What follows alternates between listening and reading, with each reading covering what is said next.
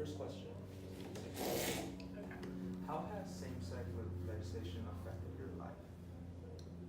Like Um, positive, negative, good and bad. Like so I would say when I was growing up, gay marriage was obviously illegal in the United States. how old are you? How old was I when it was illegal? Yeah. Or when it became legal? When it was legal, because I'm 21. It's like I'm 22, so I remember it it was becoming. legal 20 years ago. Yeah. So it really only became legal after Prop 8 was repealed, and then same-sex marriage was federally recognized in the U.S. Not too long after that. So that's all happened within the past 10 years.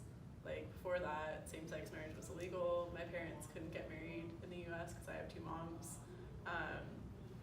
And so they got married in Canada instead. We had a small ceremony and Quick everything. question: if you get, let's say, since it's illegal here, so if you go to another state and get married and come back here, does your marriage stay valid? So that's the thing. Their marriage wasn't legally recognized by the United States, but they still wanted to get married They as a still symbol of wanted their love love and for each other. the fact that we were all a family. I was about 8 years old at the time when they got married in Canada. So Does it make you feel uncomfortable knowing that there was a debate before same-sex marriage was considered unlawful? Does it bother you just to know that since you're gay, that topic it was a debate, people weren't sure?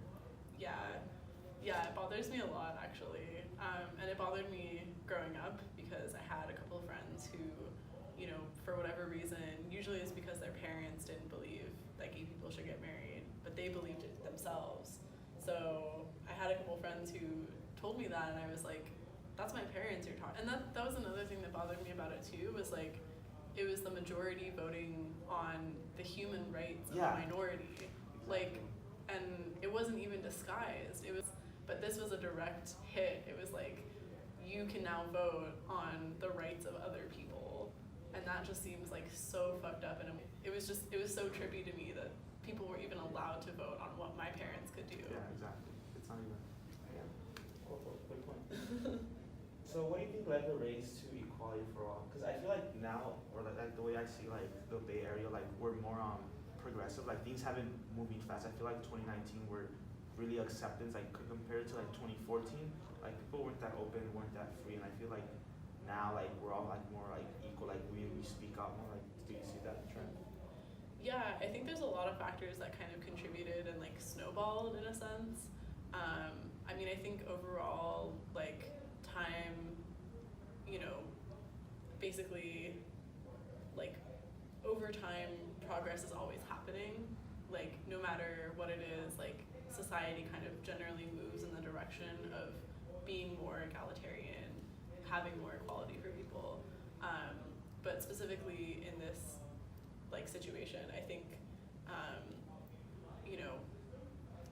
basically after so my history is probably a little bit whack on this because I haven't polished up in a while, but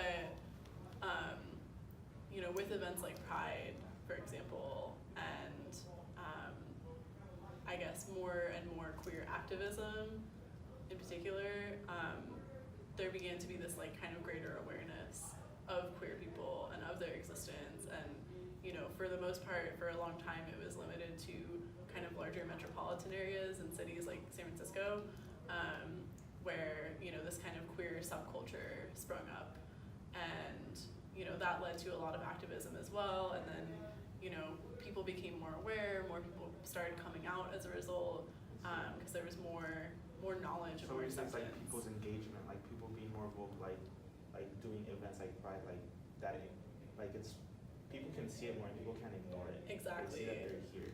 And Pride was originally a protest, so it wasn't just a celebration. It was we're here, we exist. And so with that acknowledgement came more people coming out of the closet, and more kind of mobility, I guess, on the movement. And then in particular, a lot of gay men, especially white cisgendered gay men, were able to sort of move up socially and financially, so they had more capital to funnel back into the movement, and that was kind of one of the factors that allowed same-sex marriage legislation to happen, was that there was so much financial backing because of all these like rich white gay dudes. How did you feel before Proposition 8 was struck down? Like, think about before it was repealed. I was kind of dumbfounded, like, that there were actually that many people who thought gay people shouldn't be able to get married. Like, I was kind of shocked that people were, like I said before, even able to vote on that. Last question. So you can pass a law that in regards to LGBTQ community, what would it be? Make trans people a protected class. Make it illegal to discriminate against them in housing and employment, because currently it is legal, you know, or it's not written in law that you can't discriminate against a trans person who wants to become a tenant in your apartment complex. So technically you can still do it. Technically you can still do it and it's not illegal. And the same thing goes for, you know, trans people who are applying to jobs or who have been wrongfully fired or, you know, evicted. Like, there's not really any protections in place in most of the United States for trans people. What you mean now, like if you're like a cisgender male or female, like you're already like naturally protected, you know, it's like you have these laws, but if you're like transgender, gay, queer, under the LGBTQ like spectrum, then you don't have these laws in place, so you have to like live your life fighting just for that equal rights that cis men and women have, right? Exactly. Boom. I learned all that.